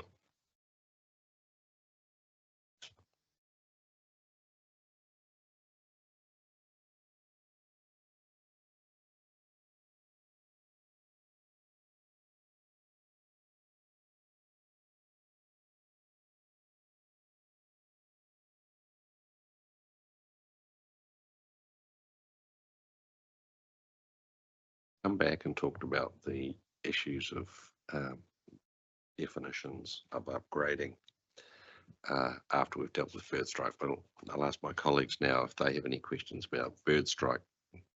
Joe? And Dr. McClellan was making the distinction that some activities, they don't, where there's a water body, whatever, it doesn't necessarily mean there's an established population. There might be birds, as there are on parks and other places. That doesn't necessarily mean that they are, it depends on the food availability and how it is. So of course she would focus more on the ones where there is, you know, landfills, exactly. But you're taking a slightly different, you're taking a different approach, aren't you? In that you're saying, well, there could be water bodies established. I'm just using that for an example. So it might happen. I mean, there's that sort of distinction, it seems to me, between the two approaches. That it doesn't, so because it doesn't, just because there's birds, it doesn't mean there's going to be a big population that there's a risk. Yeah, I think Ms. McClellan's primarily focusing on existing land use. Sorry? I think Ms. McClellan is focusing on existing land use activities. So yes, I'm very much focusing on what the future could hold and what that could look like. And you've heard Mr. Howarth and Mr. Anderson talk about the fact that you have these known populations already, and it's those flight paths, changing the flight paths, or, you know, they might currently go from A to B, but you bring in a pond and that could bring a new flight path that population then flies across to. So I think that's what the inclusion of that water body rule that in the approach that I've kind of looked at as well. You know, how do you manage that effect of creating that new path that species might take, and can you include design elements that make that a less attractive environment for that species? What's the likelihood of new water bodies?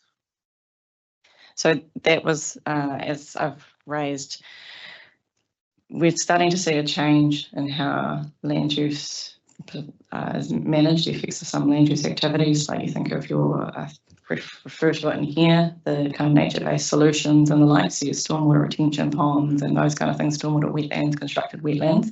So if you start seeing those types of activities, can they be designed in such a way that they don't create a habitat? Over 1,000 square metres. So 30 by 30 would be 1,000 square metres. Yep. Sure. Thank you. I suppose the question that occurs to me in consequence is you're talking about new development, you talk about greenfield development. The only greenfield development areas in Wellington are out beyond the 8 kilometre limit. They're at Upper Stepping and Lincolnshire Farm on the north side of the south side of Tawa.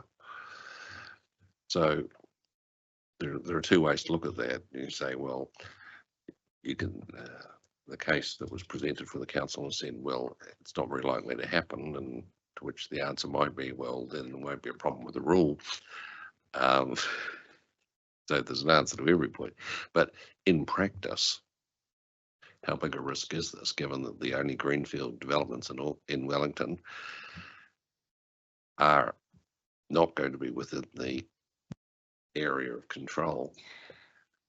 in that context, if it's greenfield development, then it may not be a particularly high risk, but it is a new risk that in terms of bird strike management that's been introduced. The example I provided earlier around the stormwater management, in the council proposing, it wasn't Wellington Council, by the way, proposing a stormwater management system next to the airport. That particular example was actually on council reserve, so they were going to forego some of their reserves, sports fields, etc., because they had a stormwater management issue they needed to resolve, and that field was one of the few areas available. So, while there may not be large areas of greenfield development to do, you know, for example, in Wellington, we know that there are some water issues. It's somewhat euphemistic. So, you know, there's no saying as an example that you might find a similar situation where council has to start looking at its own reserves and where it can accommodate some of these activities to manage those effects, the stormwater runoff effects, that is. Thank you. Sorry, Commissioner, I interrupted you. Were you finished? Was that it? Yeah, that was. Listen, You didn't talk in your rebuttal or your summary statement this morning about the Mr. Searle's recommended definition of what constitutes bird strike activity. Where do you sit with his proposal that was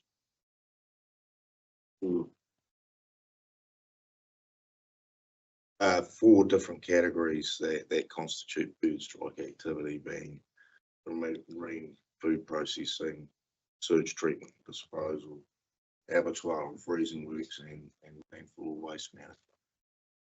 I believe that was generally consistent with the definition. Yeah. That was put forward in that original memorandum, with the exception of the 1,000 square metres. So in terms of the grouping of activities, that's I'm happy with that. Okay, so leaving landfill aside, looking at those three other activities, marine processing, marine food processing activities, Wellington doesn't have much of a fishing fleet compared to places like Nelson itself. I'm aware of a couple of places, I don't know if they still exist, that they bring fish in and they do some processing. And presumably they've also got a health licensing process that they would need to do to establish to make sure that they are doing things in a hygienic way, and that presumably would include waste disposal processes that they have. I'm not sure, but I would assume so. Yeah, and similarly, well, not similarly, but a sewage treatment facility, and there's the major one in Wellington is right next door to the airport, done by notice of requirement, significant regional consents. And because of both proximity and effects on the airport's been able to get involved anyway. Abattoir or freezing works, as with fish processing activities, I assume if there's not Ministry of Foreign Affairs and Trade approvals required in terms of hygiene, waste management processes to make sure they're a clean site. Presumably that will fall in that category as well as a fish processing, which leaves landfills, which I certainly accept that this from the evidence that southern landfills isn't attractive. It really just goes back to these things are pretty significant in the Wellington context. If they were to occur, they require at least consents from the regional council, as well as approvals under other legislation. So I'm just wondering whether or not in the Wellington context, this is just an additional thing that is being proposed, but for possibly marginal benefit. I don't know what your view will be on that. I think most of these activities do require a resource consent into the district council planning provisions as well. I've been through the zones line by line, and most of them will require a resource consent in any case.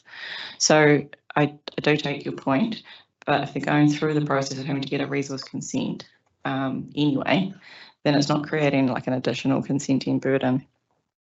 With the marine fish processing example, well, there is some industrial zoned land right near the airport on Evans Bay.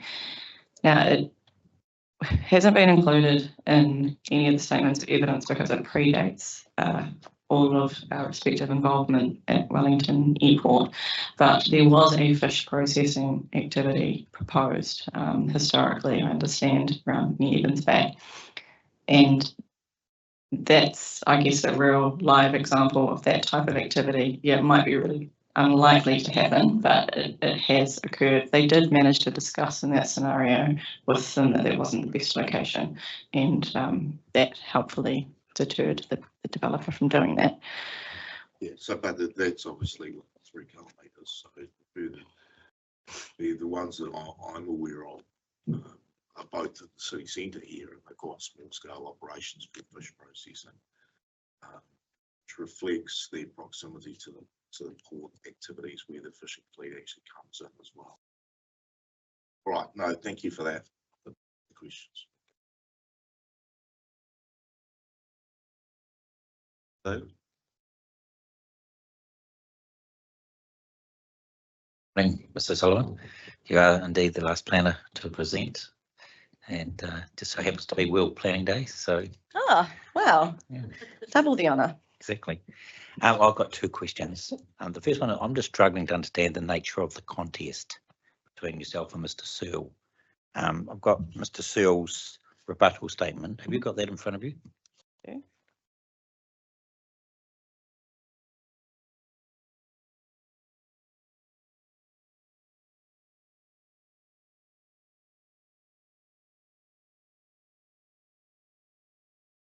And no, take you to page 12. And you might want to just have a look at the preceding page where Mr. Searle talks about the bird strike risk activity and the 4 groupings that Commissioner Dace took you through earlier. I'm assuming that that's Mr. Searle's recommendation to us. Is that your assumption also? Correct. Yeah. And the contest seems to be, if there is one, in relation to INF 25, subclause 1A, about the 3 kilometres for any bird risk activity that's marine food processing. Because the way I read B and C is that there's no spatial delineation associated with those. Yes, so that is correct. So I think that the difference is the radius, so where the line should be drawn, essentially. For And what? For A. For an A. Yep. Yeah. Correct. Yes. Also the inclusion or not of the 1,000 square Yes. kilometre. That's come up in your summary statement this morning, isn't it? Yes. Yes. But then, as discussed by Mr. Chua this morning, there is a potential issue of scope around B and C, and whether the scope Wellington submission Okay. allows it to apply district-wide or whether it has been narrowed to 13 Okay. kilometres. Yes. Now, based on what Mr. Chua said this morning, I understand that it is spatially constrained. Okay. So the upper limit would be 13. Correct. Okay. Okay. And then there's the other issue of contest might be relating to the activity status, whether it's restricted, discretionary or discretionary for landfills, I think is. Correct. And whilst, as I said, I would prefer it to be discretionary for the landfills, I think those matters of discretion are drafted in such a way that I could accept 1, 2 and 3. Sure. Okay. No, that's useful. And thank you for reminding me about the ponding matter too. Okay. The second question I've got is, in trying to land what's the most appropriate provision, whether it's 3, 8, 13 or restricted discretionary activity, what's the objective and policy guidance telling us on this matter? Because ultimately these rules need to give effect to the policies, and the policies need to give effect to the objectives. So what's the prevailing flavour of of the objectives and policies to help us consider that matter. Have you got a copy of the Mitchell Data Memorandum dated 17th of I don't, but is it my evidence and I'm sheet? all ears. I've got a couple of policy and objective references jotted down that from your evidence in chief. We're just skimming through my evidence and chief. So you've got the memo. There we go. Set out in the memo. So I will read it and I'll give you the reference. So the objective is infrastructure 03. Yes. And it reads, protect regionally significant infrastructure from incompatible subdivision use and development that may compromise its efficient and safe operation. Yes. So that's the outcome these provisions are trying to achieve. That's INF 03. Correct. Yep. INFP 7 Yes. is avoid or where appropriate, manage activities that may compromise the efficient operation, maintenance, repair, upgrading, renewal or development of regionally significant infrastructure. Yeah, they're the two references I had from your page 12, 5.31 of your evidence in chief.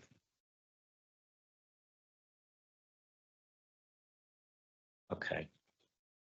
What would you like to tell us in relation to the appropriateness of an 8 kilometre or 13 kilometre radius and the activity status in light of the wording of those policies and objectives?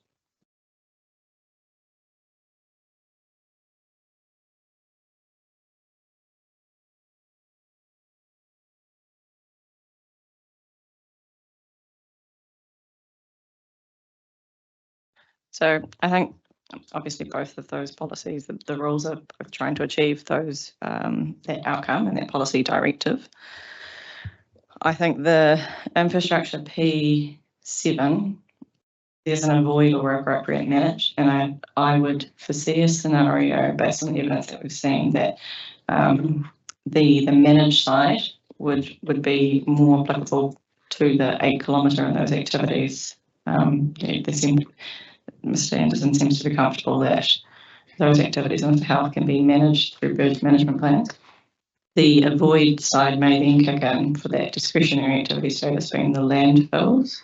So that's where, if that activity could not manage those effects appropriately, could you then derive policy guidance from that policy to if it couldn't be appropriately managed to decline that consent?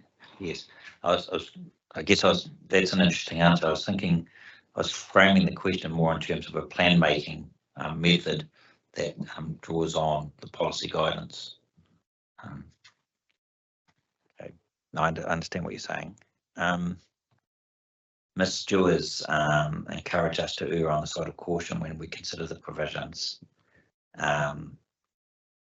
And she's gone on to say that, and she's using your evidence as a basis for this, that there'll be no disproportionate burden as a result of the proposed provisions, as the majority of activities affected by the provisions already require resource consent. You've said you've done a line by line assessment of that. I'm not sure that I've seen that. Is that something that you've provided already? No, I did not provide it. It was 82 pages long by the time you tabulate it. It is something that I can provide or tidy it up. And we may not need the line by line, but I guess we need to understand the results of that analysis that you've undertaken. Yeah.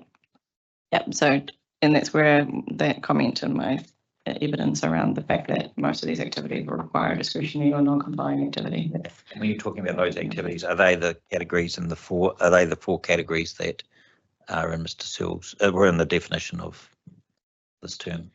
Right. Okay. Okay. I'll leave it to the chair as to any directions on providing that information. The answer is we'll discuss that immediately following the hearing. Don't call us, we'll call you. That's all from me. Thank you. I can.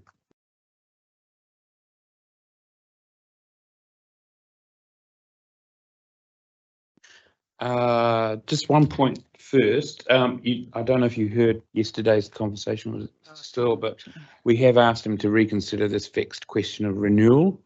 Can you hold that thought? Because I want to, I want to Okay. deal with that definition Okay, next. so I'll skip, but I just wanted to make that point.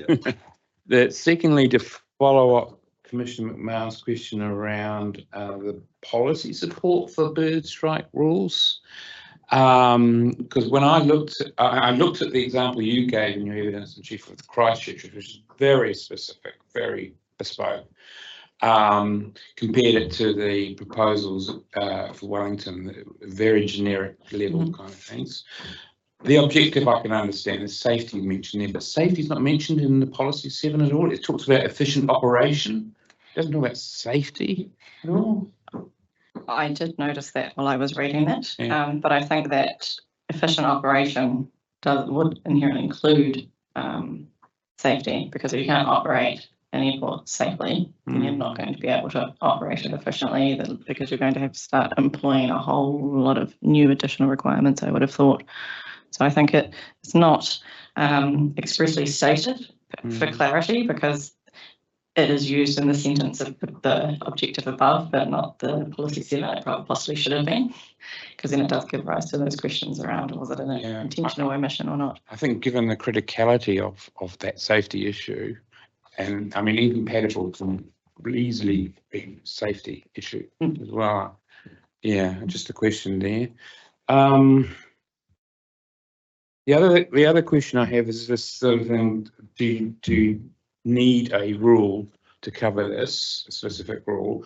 Because you say in your evidence in chief, and I'm just trying to find it now, that practically all of the activities in question, this is paragraph 5.22 on page 16, you say all of the defined bird strike risk activities will most likely require resource consent as discretion and non-complying under other rules of the proposed plan.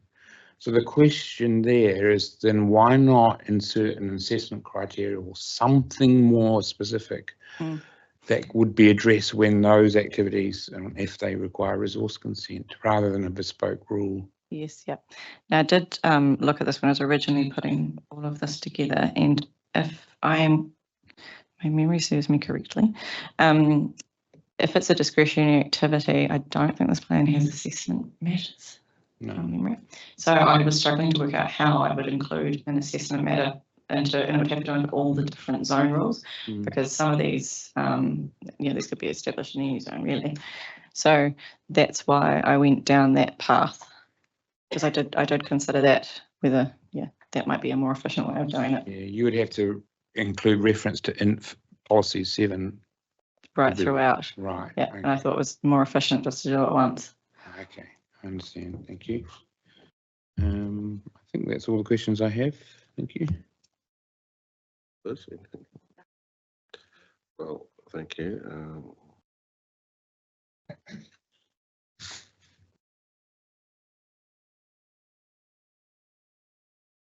Going on to section of your evidence in chief about definitions of upgrading and regionally significant infrastructure.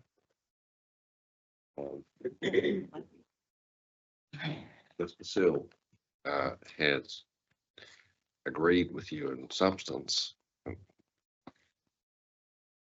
We were discussing this yesterday and observed that, well, if a replacement is not upgrading, what's to say that it's, how is it to be dealt with? What is the defined activity? Which prompted us to look at the definition of maintenance and repair, which curiously says that replacement is maintenance and repair includes replacement provided it's identical. Now, and I don't think that what I was proposing with the seawalls is going to be identical. I understood that it's going to be bigger. Correct. Which poses a bit of a problem.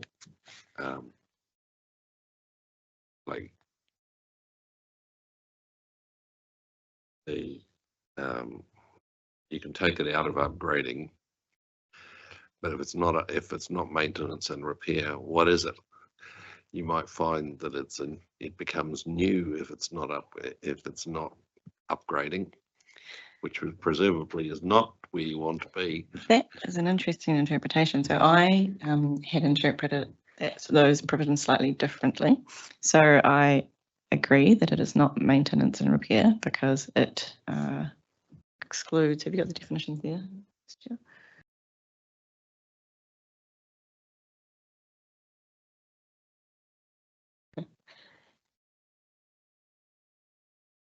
So in removing renewal, what I was trying to achieve was to ensure that the replacement and replacing and making better seawall was considered an upgrade. So by removing renewal, because it excludes renewals at the moment. So So your point is that it would be, what you're proposing would be an upgrade. Because renewal is yes, no longer different. It's a renewal that is not identical is an upgrade. Correct. So maintenance and repair being identical, and that's got quite a, from memory, quite a permissive pathway for maintenance and repair, and then upgrading things start getting and that's what you want. more difficult. You want it to be considered as an upgrade. Correct. And again, I haven't refreshed my memory on the specific standards around upgrading, but there were standards around upgrading, which would then kick something like the seawall into a discretionary activity. The other thing that I was discussing with Mr. Searle was that definition of upgrading where it's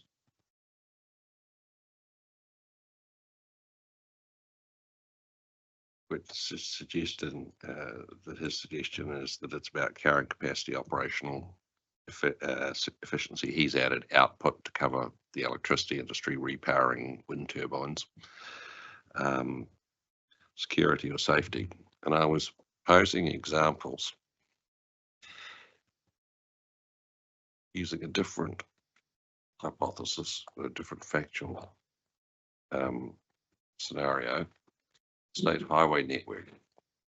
The examples I put to Mr. Searle yesterday were, would Transmission Gully have been an upgrade to the state highway system or a new highway? Because reading the definition, which is about improving, increasing carrier capacity, operating efficiency, it does all of those things. The reason this came to mind is that I put the same question to Waka Kotahi in the context of the Porirua plan, and they said, no, it's not upgrading, and it upgrades on the same footprint. And then I asked Mr. Searle, well, what about the proposed speed increases the government is foreshadowing on motorways, pushing them to 110 or 120 Ks? Well, that also seems to be an increase in carrying capacity, which suggests that this comes back to where Weil was sitting, that you need some sort of environmental test. I think the problem I had with what you'd suggested was the environmental test equates to a Section 10 test, and if that's what you have, then you don't need a rule. You don't need a consent at all if you're within Section 10, if it's the same or substantially similar in character, intensity, and scale. So what I have in mind, since you're the one that's raised it, is to ask you to conference with Mr. Searle on that thing and see if the pair of you can come up with a tweaked definition of upgrading that addresses these little conundrums. Mhm. So that's just a foreshadow. So let's go for you more about that's good renewal. Because I suppose my own thinking is that it needs some physical change to infrastructure to exclude the speed limits, and it also needs to cover, you know, where is it? Is it the same footprint, or is it a substantially in the quarry zone? This is we've inserted at as Whitney's suggestion, a specific preclusion of extensions. It's the answer. That a change that involves an extension to that materially enlarges the footprint is a new beast. It's not an upgrade. But say all these things go round in circles. You can think of different factual scenarios and how they should be categorized. Yes, no, I think that would be wise for us to conference. It might actually, I do wonder if it would be wise to broaden that conferencing, because the likes of extension, for example, that's defined in the NRP. And That's right. that word extension is defined in the NRP, Yeah. and it has a different definition again.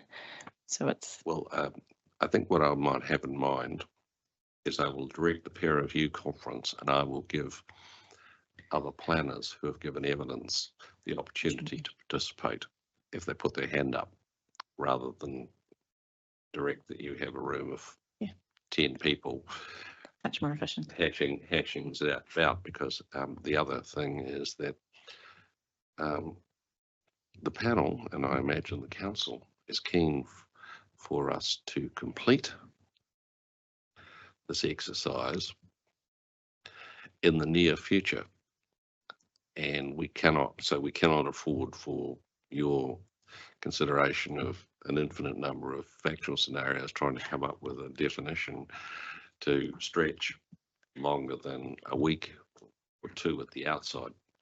So we are under time constraints. Noted. And the last question I have relates to the regionally significant infrastructure.